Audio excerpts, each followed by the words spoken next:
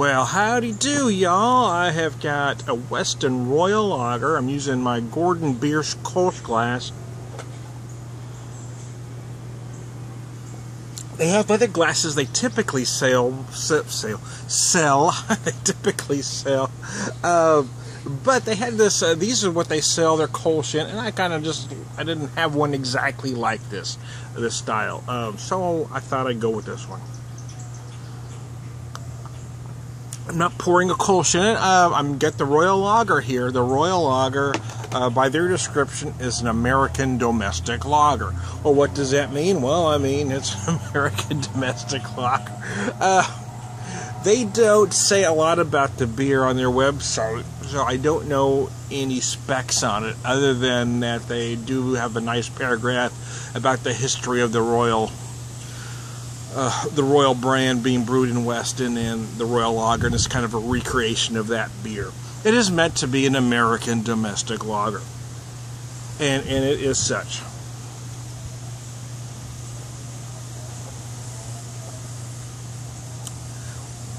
I actually bought 2 6-packs of it. It's $6.88 for 6 tall boys. I thought, well, that's a pretty good deal, so I bought 2 6-packs. Now, is this an adjunct-free beer? Well, unfortunately, their website doesn't tell me, but that is a beautiful golden, much more so than your typical macros. Although I am going to hazard a guess and say that I think there's something else in here other than barley malt. It may employ some degree of rice and or corn, but to a much lesser degree than the typical macros do. Yeah, you know what? Most beer snobs, beer geeks, beer enthusiasts like myself, many, especially the younger ones, will avoid beers like this or anything that says American domestic lager. Many older guys like me, though, usually for sentimental or nostalgic reasons, have a favorite that we buy occasionally, and it's mostly just to reminisce, and it's not necessarily because we love the beer style, but sometimes it's nice to look back. And I have a few of those myself. The truth is, though, that those beers that are being sold under those names, like Olympia, for instance, that I like to buy, it isn't the same Olympia that my dad drank. I'm buying it for nostalgia reasons. I wish they would make that same beer again that was done back in the 60s and 70s, but, you know, it isn't. But that's where a beer like this comes into play, where, you know, maybe it's hot, like it's very hot and humid. It's been this way in the Ozarks for a while now.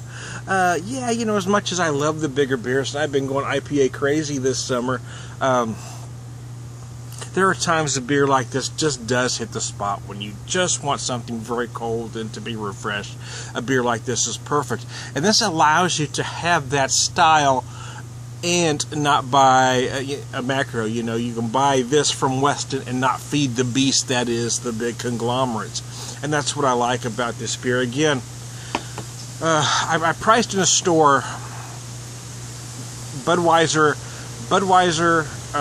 regular Bud, MGD, and Coors were both $6 a 6-pack for 12-ounce bottles, 72 ounces. However, they did that same store, excuse me, I might have a nose itch. Hate it when that happens. That same store had the tall boys of each of those, Bud, Miller, Coors, for $5.98. So it is a little bit cheaper than this. This is $6.88 for a 6-pack of tall boys. That's still very reasonable for a nice quality beer if you're looking for that style. I bought this at a Macadoodles in Joplin. My store here in town doesn't carry it, but he was going to see if he can get it in for me. Because, again, there are times I do want this style, but I do not want to feed the beast, and I want a cleaner version. This, you know, is kind of that yesteryear beer, you know, an old style American, you know, light American domestic lager. That's what it's meant to be. But it has a much cleaner color, much crisper flavor. I do think there's something else in here, though. I know the Crown Valley Farmhouse Lager uses some flaked corn, and this may employ something of the like. It may use some rice or corn, but it's to a much lesser degree. But I do think there's something else in here. I just don't know. I wish they'd sit on their website, and I hope someone from the Weston Brewery, excuse me, sees this video and corrects me if I'm wrong or if I'm right, one way or the other. I don't mind being wrong. I'm just taking a shot in the dark.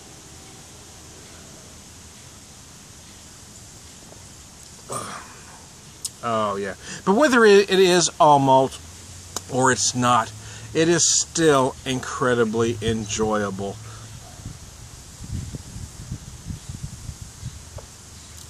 Big flavor, not so much, but this style isn't supposed to be that way. I'm not going to go into tasting notes, that's kind of ludicrous, but I will say, I mean, a beer like this is supposed to be cold, crisp, clean, and refreshing when they're done right. Oh, having problems. This one does all of those things. It does all of those things right. So, Royal Lager from Weston. There you go.